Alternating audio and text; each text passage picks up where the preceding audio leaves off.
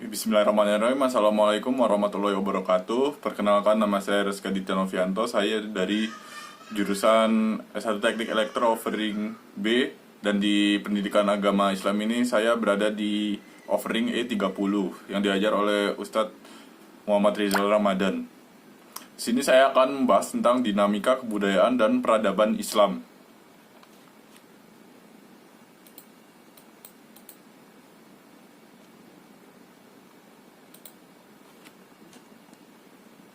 Di sini kita akan membahas empat materi, yaitu ilmu pengetahuan dalam perspektif Islam, kebudayaan dan peradaban di masa silam, kemajuan iptek sebagai tantangan umat Islam masa kini, dan jejak peradaban Islam dalam kebudayaan Indonesia.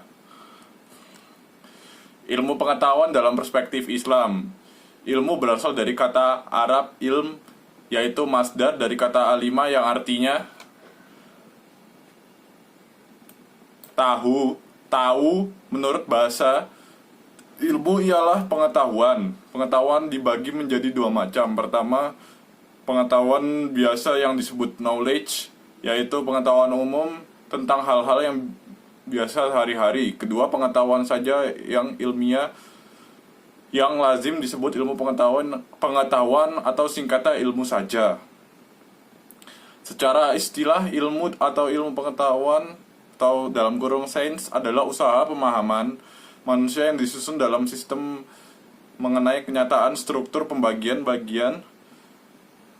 dan hukum-hukum tentang hal-hal yang diselidiki, bisa jadi alam, manusia, dan agama sejauh dapat dijangkau oleh daya pemikiran manusia, dan dibantu panca indera yang kebenarannya diuji secara empiris, riset, dan eksperimental.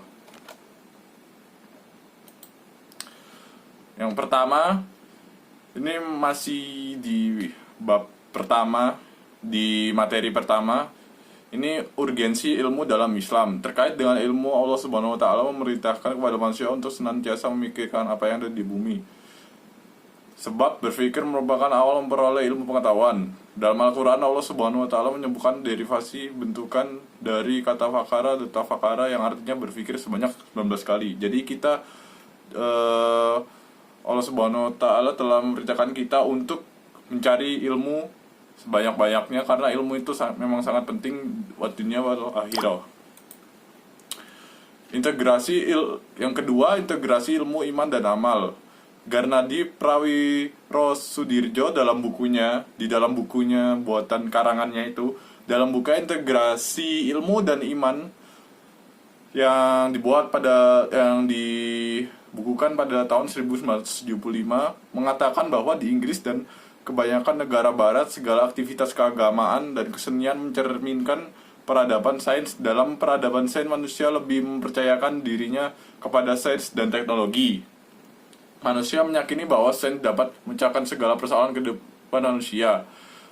Jadi di luar sana itu masih banyak yang tidak percaya dengan agama, dan iman mereka memang kurang karena mereka lebih percaya kepada teknologi dan sains yang sudah terbukti kebenarannya. Padahal belum semua sains dan teknologi itu belum tentu semuanya dibuktikan secara ilmiah atau secara nyata. Belum ada buktinya.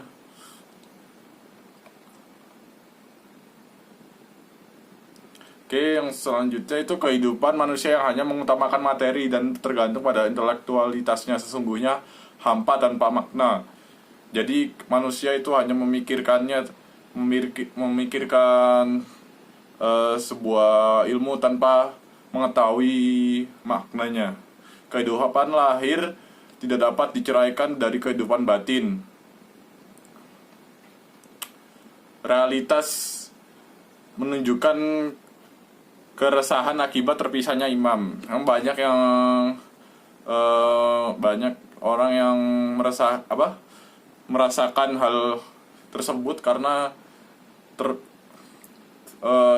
teknologi dan iman itu dipisah-pisah, padahal itu keduanya saling berkaitan.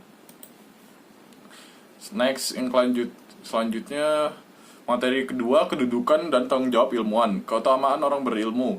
Orang berilmu adalah orang yang sangat mulia dalam pandangan Islam dan mendapat tempat yang sangat terhormat. Allah memberikan kedudukan yang tinggi pada orang berilmu. Allah akan meninggikan orang-orang beriman di antara kamu dan orang-orang yang diberi ilmu pengetahuan. Quran surah Al-Mujadilah ayat 11. Nah, di sini orang berilmu nantinya akan diangkat derajatnya oleh Allah Subhanahu wa taala bila kita bersungguh-sungguh dalam mencari ilmu. Dan selanjutnya tanggung jawab ilmuwan. Orang berilmu, baik ia disebut ilmuwan, ulama, ataupun saintis atau ahli sains, adalah orang yang istimewa karena keahliannya. Ia memiliki keistimewaan ini menimbulkan konsekuensi tugas dan tanggung jawab, baik secara vertikal pada Allah maupun secara horizontal kepada sesama makhluk. Di sini memang orang-orang pintar ini, ilmuwan, ulama itu memang mempunyai keistimewaan sendiri terkait dengan ilmunya karena mereka itu mempunyai pengalaman yang banyak dan menimbulkan konsekuensi tugas dan tanggung jawab terhadap Tuhan juga. Itu yang masih diperdebatkan. Kebudayaan dan peradaban Islam di masa silam Indonesia. Kebudayaan merupakan padanan dari kata al-saqafah. Dalam bahasa Indonesia, kebudayaan berarti hasil kegiatan dan penciptaan batin akal budi manusia seperti kepercayaan, kesenian, dan adat istiadat. Ditinjau dari sumbernya, kebudayaan Islam adalah seluruh aktivitas manusia secara inspiratif bersumber dari Al-Quran dan hadis Nabi Muhammad SAW. Kebudayaan Islam adalah perwujudan dari akhlak yang berasal dari Al-Quran. Jadi kebudayaan Islam itu banyak yang dari Al-Quran juga. Karena kebudayaan Islam memang hampir semuanya itu perwujudan dari akhlak yang berasal dari Al-Quran. Next, ini ada faktor penyebab kemajuan dan kemunduran, dan 2 kontribusi ilmuwan Muslim klasik kemajuan Barat modern.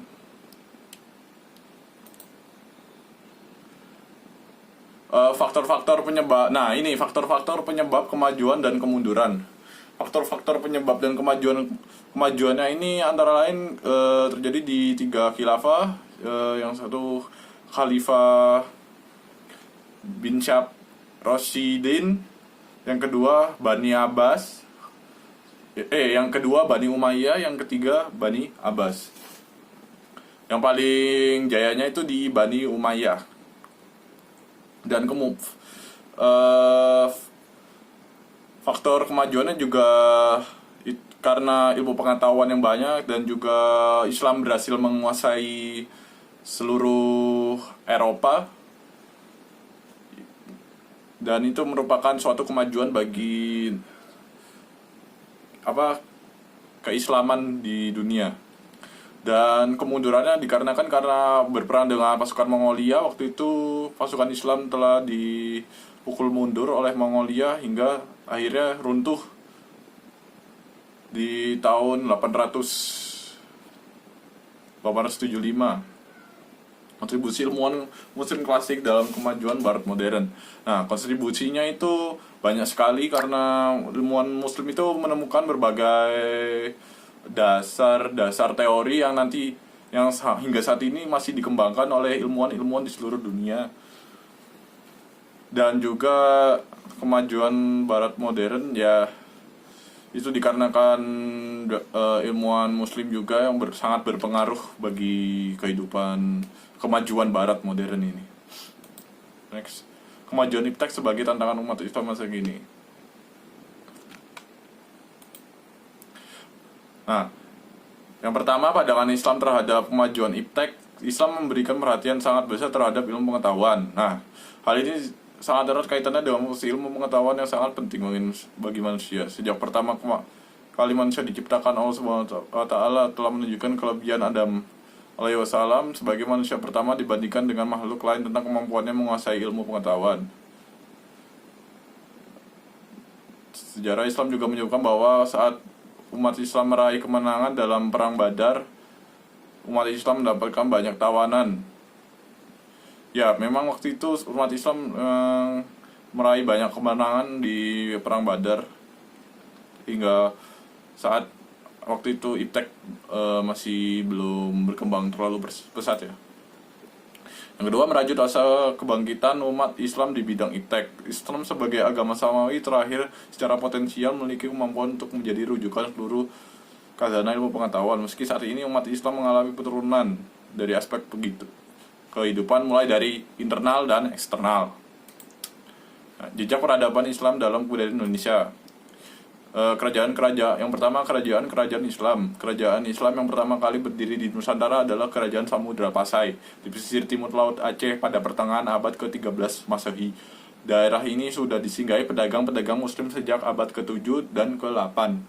Pendiri kerajaan ini adalah Sultan Malik Al-Saleh, meninggal pada tahun 696 Hijriah atau 1297 Masehi. Bisa kita lihat ini makam Sultan Malik Al-Saleh yang terletak di Aceh. Samudra peradaban wujud yang kedua, wujud peradaban Islam di Indonesia. Wujud dari peradaban Islam di Indonesia bisa dibagi menjadi 3: birokrasi, keagamaan, yang kedua ulama, terus yang ketiga arsitek bangunan.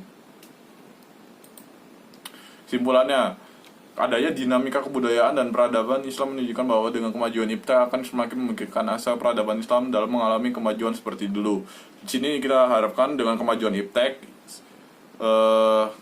diharapkan semua umat Islam bisa membagikan asa peradaban baru bagi Islam seperti kemajuan yang dulu. Terima kasih dari saya, itu saja. Wassalamualaikum warahmatullahi wabarakatuh. Syukron.